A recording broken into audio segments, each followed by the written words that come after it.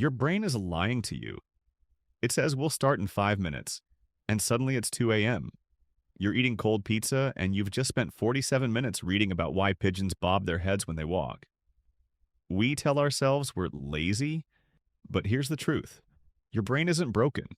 It's doing exactly what it's designed to do. Avoid anything uncomfortable, hard, or unfamiliar. The problem? In today's world, comfort doesn't keep you alive. It keeps you average. But there's an ancient, battle-tested method that can make your brain actually want to do the hard things without feeling like you're dragging yourself across mental hot coals. It's called the Lotus Method, and by the end of this video, you'll have a 5-step blueprint to override your brain's resistance, sharpen your focus, and finally do the things you keep avoiding. You're not procrastinating because you're lazy. You're procrastinating because your brain is a comfort junkie. Need to work out? Brain says, let's clean the kitchen first. Because nothing says fitness like sparkling countertops. Need to start a big project? Brain says, oh, look, let's research the complete history of bubble wrap. Need to study? Brain says, you know what would help? Just one episode on Netflix for inspiration.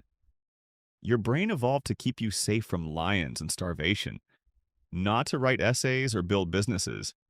Hard things trigger the same stress response as danger, so your brain goes, nope, let's chill. Step 1. Awareness, catch the scam. In Buddhism, there's a term monkey mind, meaning a restless brain that jumps from thought to thought, avoiding discomfort like it's allergic to effort. The Lotus Method starts with noticing when your brain pulls this stunt. Awareness turns the invisible into the visible.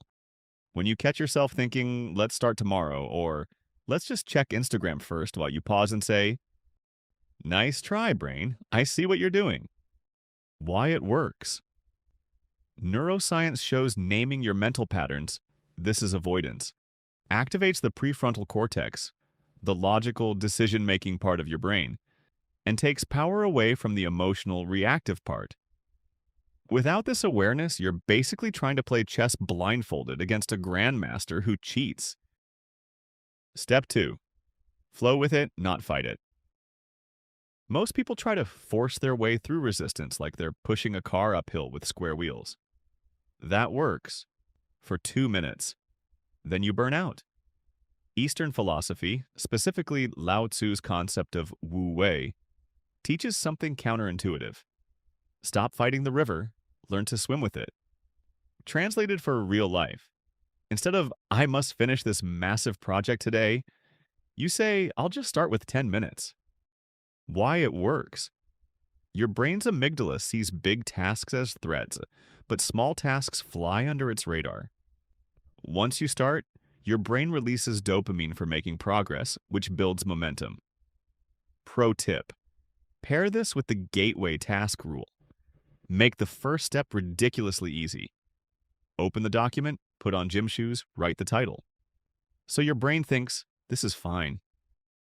Step 3. Stillness, sharpen the blade. Imagine trying to cut wood with a chainsaw while it's shaking violently. That's your brain when it's overloaded with noise, notifications, and a to-do list that looks like a CVS receipt. Ancient monks used zazen, sitting meditation, to let the mud in the mind settle. You can do the same. 5 to 10 minutes of stillness a day. Why it works. Meditation lowers cortisol, stress hormone, and increases alpha brainwaves, linked to creativity and problem solving. A calmer brain sees hard tasks as puzzles, not threats. Stillness doesn't have to be fancy. Sit quietly and breathe.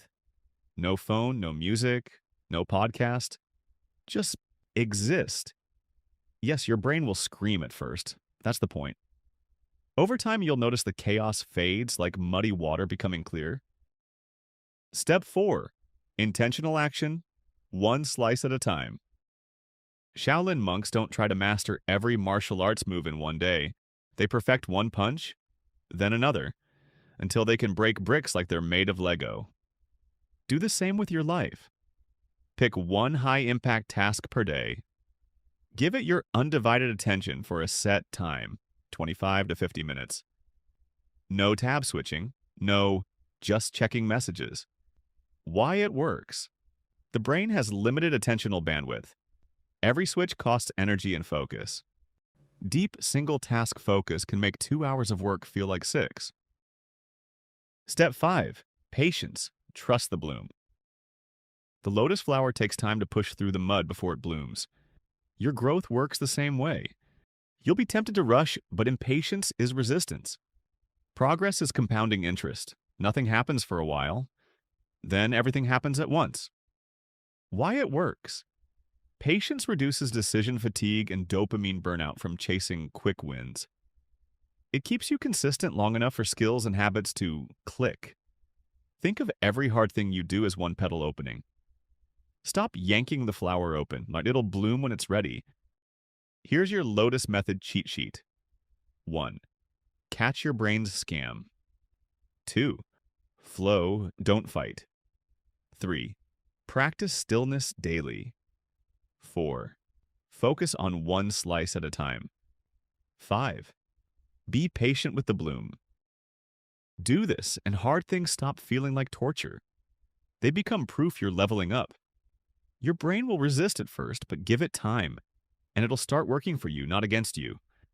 So, what's the one hard thing you'll tackle today?